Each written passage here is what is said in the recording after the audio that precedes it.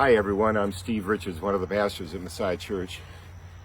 And today I've brought you to our celebration garden here at Messiah, particularly our columbarium, where we honor and remember people who have died. And in the beauty of these surroundings, I am reminded of at least two things. First, we are mortal. The prophet Isaiah reminds us that our lives are like grass. The grass withers, the flower fades. Life is short. We are only here on this earth for a season, and that season is called a lifetime. But we are also part of something that is eternal. The Apostle Paul reminds us that death is swallowed up in victory. The worst thing is never the last thing. Life is also eternal. And so I brought you into this space because I can't stop thinking about the more than 150,000 Americans and the more than 700,000 people worldwide who have lost their lives as a result of COVID-19. And these are numbers that continue to rise daily and will continue to rise daily for months into the future.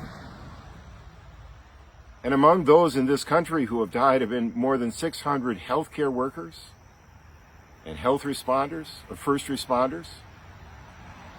The people who have died have been mothers and fathers, sisters and brothers, children and grandparents, each one loved, each one mourned, each one somehow having left a mark on this earth, and each one's death having brought pain into the lives of their family and friends.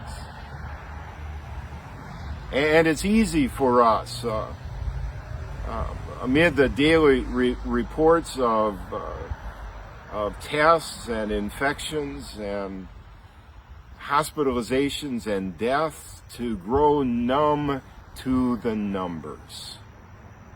And now and then we hear a person's story to remind us that these are real, that this is a health crisis, not a political crisis. And so I've come here to remember the importance of life, the significance of each life, and to invite you to remember. You know, over the years, I've been with hundreds of people as they approach death.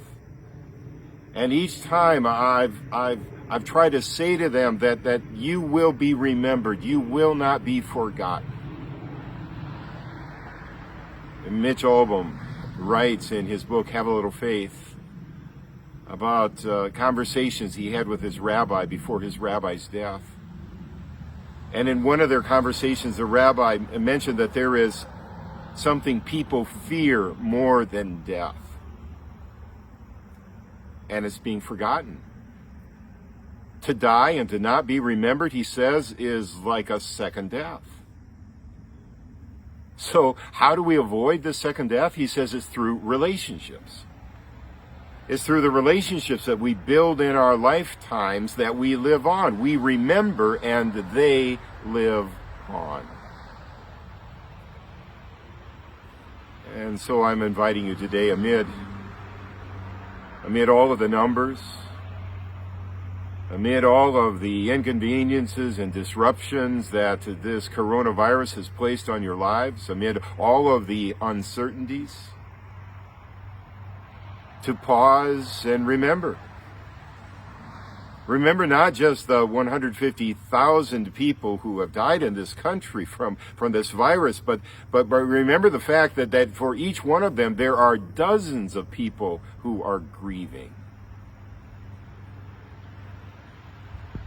One thing I've learned when I've been with families at the moment that a loved one died is that in that moment, it feels like time has stopped.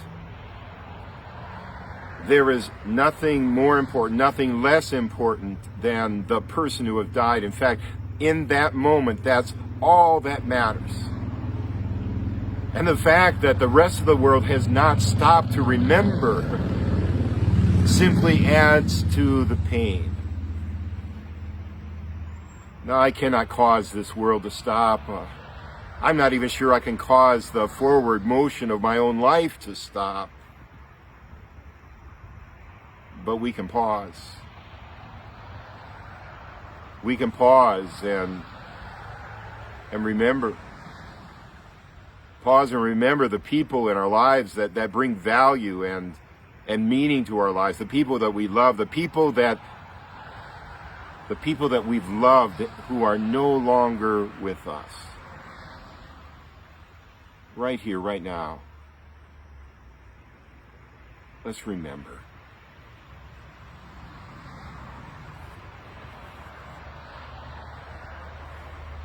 And then, so the lives that have been lost have not been lost in vain.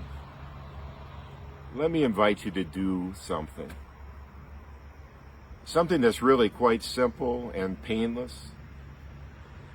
But something that just might cause the numbers of those who mourn in the future to be less than those who are currently mourning. Invite you to do something that just might spare somebody's life, even the life of somebody that you are least prepared to lose. And that's this mask.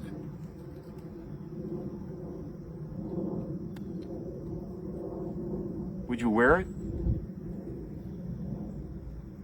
Wear it in honor of those who have died. Wear it in gratitude for those who remain alive.